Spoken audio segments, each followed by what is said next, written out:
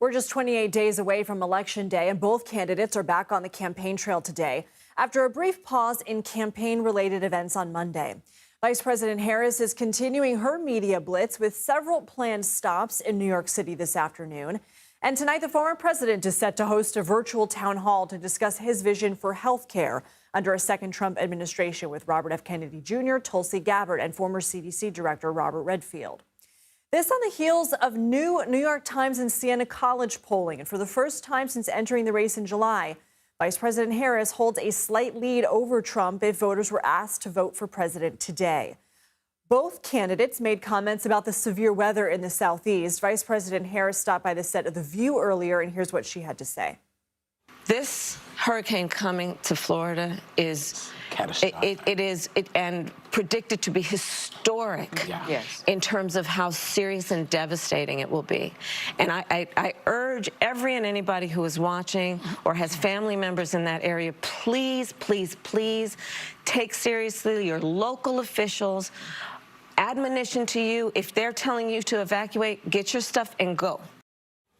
Trump quickly responded to her appearance, saying on Truth Social in part, quote, "I can't imagine anybody living in North Carolina, South Carolina, Georgia, Alabama, Florida, or Tennessee voting for her." CBS News chief election and campaign correspondent Robert Costa joins us now from our Washington bureau. Good to see you. How significant is this new New York Times polling with voters essentially saying they're beginning to see Harris as a bigger change agent than former President Trump? It's great to be with you. Based on my conversations with top advisors to both Vice President Harris and former President Donald Trump, becoming the change candidate in this final stretch of the 2024 election is crucial for victory. And each campaign is trying to cast their respective contenders as the change candidate.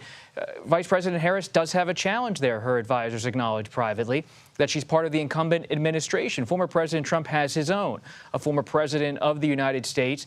So they both, you could argue, are not change candidates in the entirety, but they want to come across to voters as something against the status quo.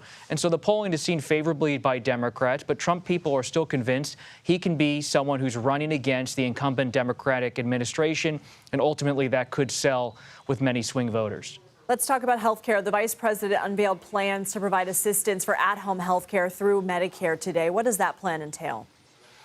You're looking at a battle over health care as well in these final few weeks of the presidential campaign.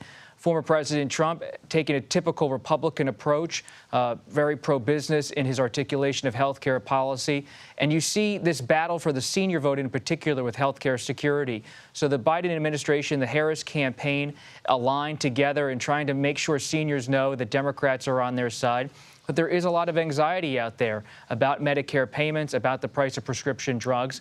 And this, again, comes to the battle not only of the working voter that's front and center in this campaign, but the battle for the working voter who might be a retiree, someone who's dealing with Social Security costs, Medicare.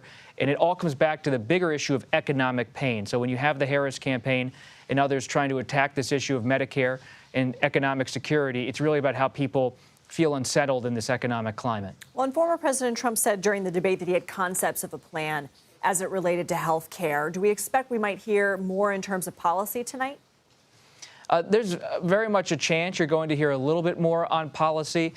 But former President Trump, early on in his administration, dealt with the health care issue with Republicans, trying to overturn many aspects of the Affordable Care Act. And many Republicans to this day believe Trump has paid a political cost for going along with Republican ideology on that issue. When it came to the 2018 midterms, when it came to the 2020 election, Democrats were able to say Trump worked with Republicans to scale back some of the health care structure put in there by President Obama and Democrats years ago. And because of that health care burden on Trump's record, he is sticking to this more conceptual idea when it comes to health care policy. His advisors tell me privately that's smart politics. Robert Costa, thank you. Thank you.